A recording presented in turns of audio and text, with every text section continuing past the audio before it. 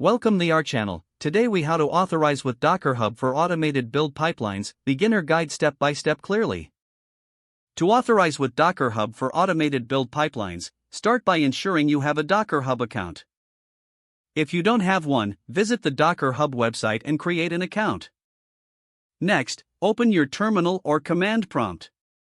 Type the command docker login. Press enter to execute the command. The terminal will prompt you to enter your Docker Hub username. Input your username and press enter. You will then be asked to enter your password. Type in your password and press enter. If you entered your credentials correctly, you will receive a login succeeded message. Now, let's create a new repository on Docker Hub. Log into your Docker Hub account through your web browser.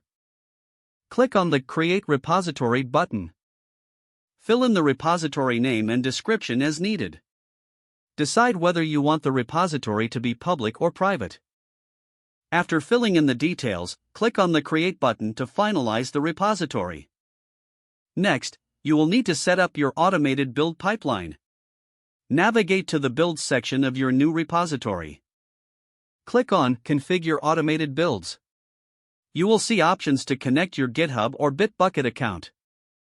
Select the version control system you will use for your project.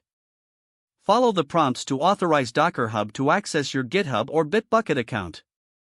Once authorized, choose the specific repository you want to link. Set the build type and set the Docker file location if necessary. Configure any branch restrictions if applicable. Finally, review your settings and click Save. You have now successfully authorized Docker Hub for automated build pipelines.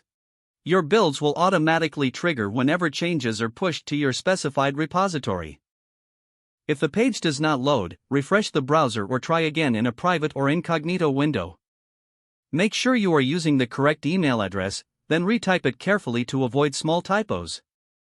Don't forget to like this video and subscribe to our channel for more step-by-step tech guides.